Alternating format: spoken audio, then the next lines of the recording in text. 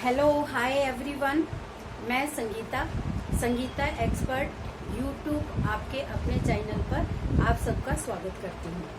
अभी हम ये समय व्यवस्थापन वाला टॉपिक है उसको पढ़ रहे हैं। उसके समय व्यवस्थापन की हमने प्रक्रिया देखी है। समय व्यवस्थापन के निर्धारक तत्व जिनको हम 7 टूल्स के माध्यम से स्पष्ट कर रहे हैं। इसमें हमने समय का मूल्य पढ़ा है, समय मानक क्या होता है, समय का क्रम क्या होता है, पीक लोड क्या होता है या कार्य का वक्र क्या होता है और विश्राम काल क्या होता है। इन सब की हमने चर्चा करी है। अब जो जीवन चक्र हमारा स्टेप बचा है, इस जीवन चक्र को हम अपने जीवन के आधार से जोड़ते हैं। ये पारिवारिक जीवन चक्र की अवस्थाओं के नाम से इसको जाना जाता है। पारिवारिक जीवन चक्र की अवस्थाएं क्या है, इन अवस्थाओं को हम इस डायग्राम के माध्यम से देखेंगे कि कौन सी अवस्था का क्या नाम है और इन अवस्थाओं में इनकी विशेषताएं होती है वो क्या है। तो पारिवारिक जीवन चक्र की मुख्य 3 अवस्थाएं कहते हैं और इनको ऐसे देखा जाए तो इस चित्र के माध्यम से मैंने 4 अवस्थाओं के अंतर्गत इसको स्पष्ट किया है। तो जो पहली अवस्था होती है इसको हम प्रारंभिक अवस्था कह सकते हैं या फिर इसको स्थापत्य काल कह सकते हैं। क्योंकि इसको स्थापत्य काल इसलिए कहा जाता है क्योंकि इस अवस्था के अंदर एक लड़का और एक लड़की अपने विवाह के स्तर में, ये स्थापत्य काल होता है। विवाह के बाद जब परिवार में पति और पत्नी 2 ही व्यक्ति उसके अंदर शामिल होते हैं, जब वो अपने जीवन की शुरुआत करते हैं, इसीलिए इसको प्रारंभिक अवस्था या स्थापत्य काल कहा जाता है। यानी अपने परिवार की स्थापना करने का काल। इसके अंदर पति पत्नी 2 होते हैं, दोनों युवा वर्ग के व्यक्ति होते हैं, इसीलिए इनके पास समय, शक्ति और धन तीनों चीजों की भरमार स्पेस होता है, जगह होती है। तीनों चीजें इनके अंतर्गत कूट के भरी हुई होती है क्योंकि दोनों के पास समय की अधिकता होती है। अब एक पति और पत्नी 2 अपने कार्य को अगर करते हैं तो उस कार्य के बाद उनके पास बहुत सारा ऐसा समय होता है जिसका व्यवस्थापन है वो एक अच्छे स्तर से कर सकते हैं। साथ में जितना वो धन कमाते हैं, चाहे वो अकेला व्यक्ति पुरुष कमाए या महिला भी कामकाजी हो, तो उनके पास धन की भी भरमार होती है जिनका वो संचय करते हैं। और एक युवा होने की वजह से उनके पास शक्ति, एनर्जी है वो भी काफी होती है। तो इन सब का व्यवस्थापन ही क्या कहलाता है, ये पारिवारिक जीवन की जीवन चक्र अवस्था का स्थापत्य काल कहलाता है।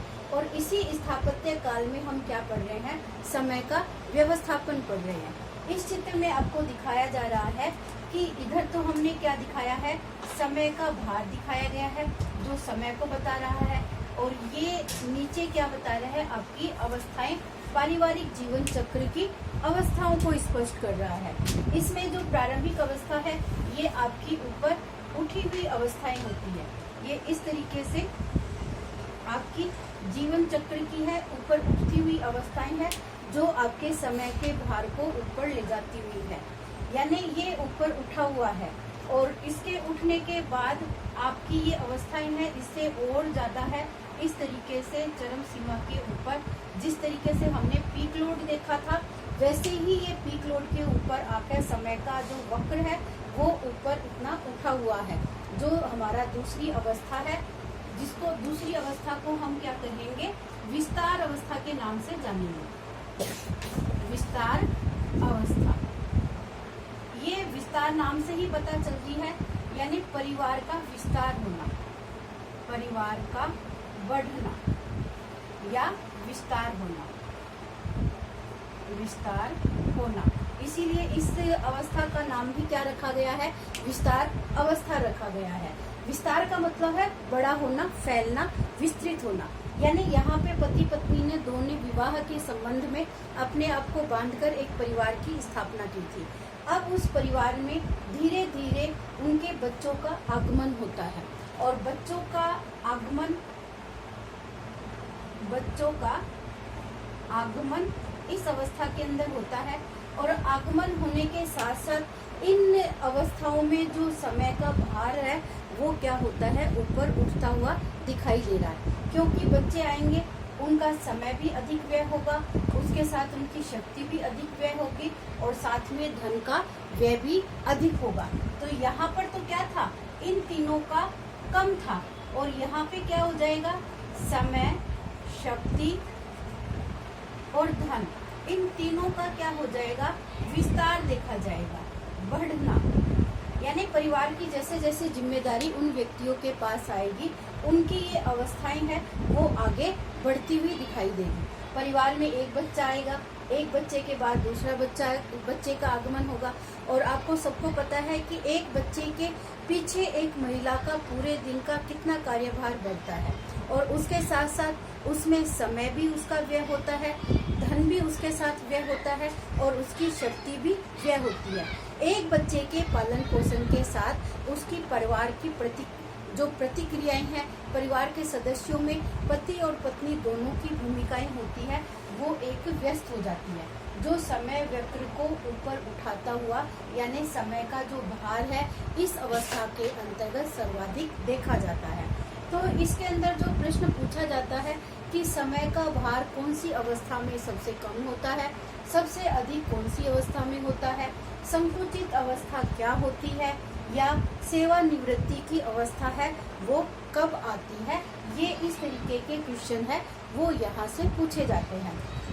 तो इस अवस्था के अंदर आता है बच्चों का विकास आ जाता है। इस अवस्था के अंदर बच्चों का विकास, उनका विद्यालय का समय आ जाता है, स्कूल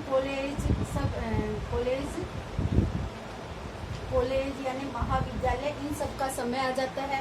फिर वो अपने आप को व्यवस्थित करने के लिए नौकरी के लिए दूसरी जगह पे जाते हैं।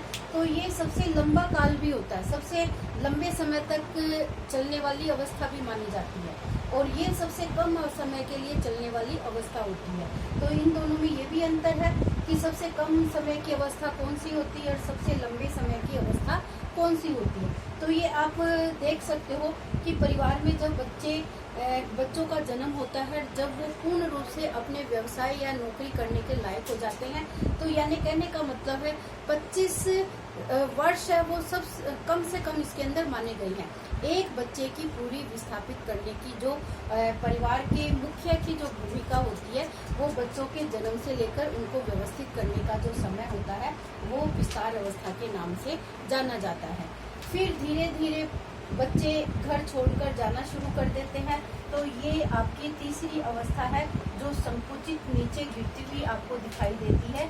इसको हम तीसरी अवस्था संकुचित अवस्था के नाम से जानते हैं। यानी पति पत्नी जहाँ दो व्यक्तियों ने अपने परिवार की स्थापना की थी, अब वो दो व्यक्ति वापस क्या होते हैं, बच्चे अपने कारोबार के संबंध में हो चाहे अपने शिक्षा के संबंध में हो, वो धीरे धीरे घर से बाहर रहने लगते हैं। फिर वापस पति पत्नी के पास क्या होता है, समय की भरमार हो जाती है, समय शक्ति सबकी उनके पास है वो अधिकता देखने को मिलती है, कम भार उनके ऊपर रहता है और धीरे धीरे उनका सेवानिवृत्ति का समय आ जाता है। और सेवानिवृत्ति का मतलब क्या होता है कि जैसे वो अपने रिटायरमेंट जिसको कहा जाता है, बच्चों को सेटल करने के बाद उनका रिटायरमेंट आ जाता है 60 साल की उम्र में।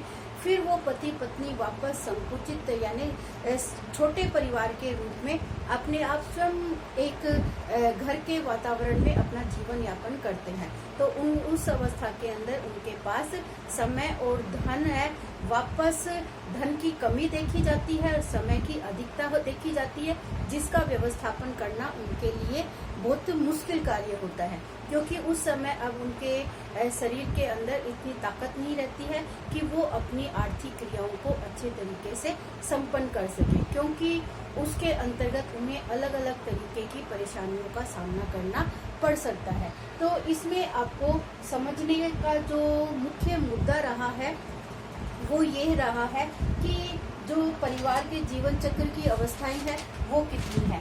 तो ये परिवार के जीवन चक्र की अवस्थाएं 4 यहाँ पे दिखा रखी है। प्रारंभिक अवस्था, विस्तार अवस्था, संकुचित अवस्था और सेवानिवृत्ति की अवस्था।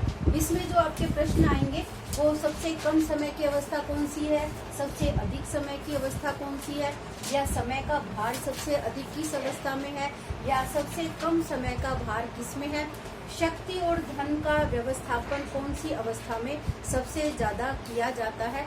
तो इस तरीके के प्रश्न है वो इस वाले बिंदु से बनने वाले हैं।